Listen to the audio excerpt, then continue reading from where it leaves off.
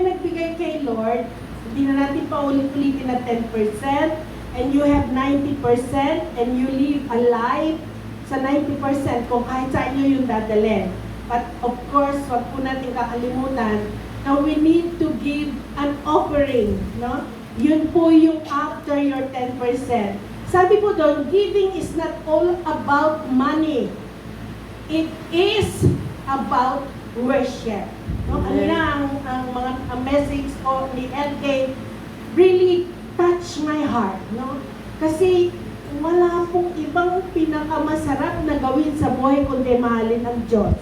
Amen? Malilimutan mo lahat eh. Kapag naisip mo yung pagmamahal ng Diyos sa'yo, parang you can go through in any situation ng buhay mo. Kasi mayroong pag-ibig na sumusubaybay sa'yo. So, pag nagbigay po tayo, lagi natin iisipin, it's not because God wants our money or our 10%. God doesn't want our money. What He wants for us is your and my heart. Amen? Meron pong may abilidad magbigay ng 10%. Pero marami din po pwedeng magbigay na walang ability, pero because of His love for God, or their love for God, they can give them 10%. Amen? Amen, amen. And ito po ay principle of obedience, no? Ang tithing ay principle of obedience. Sabi po dito sa number 2, tithing break the spirit of greed, no?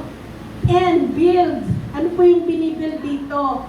Yung dependency natin sa Diyos. Kasi po, we will give supposed to be, it is your savings. Pero out of your love for God, bibigay mo siya kasi you know that God, yung pinagbibigyan mo nito, siyang may-ari ng lahat ng bagay. Amen? Kaya you store something in heaven, and that is for eternity. And number 3 po, giving is an investment for eternity. Akala lang po natin nakukulangan tayo. Halimbawa na meron ka 4,000 isang buwan. So you will give your 400 sa Lord. Di ba pag sinave mo yun, ang dali-dali mong kwentahin. In 10 months, you have 4,000 already sa iyong bank account. Pero ang pinag-uusapan po natin ngayon is more than tithes and offering. Your savings, your tithes and offering ay investment po ang pinakikita sa atin. Hindi mo ito wini-withdraw, pero patutubuan ng Diyos pag kailangan mo na. Amen?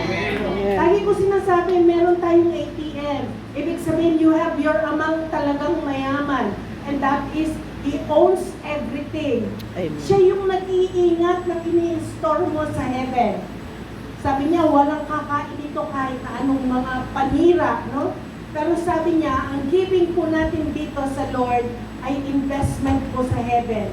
Maaaring hindi natin anihin, and then umuwi tayo sa Lord, pero meron pong pinangako ang Lord na even your descendants, even your next generation will earn all of it. Amen? Amen.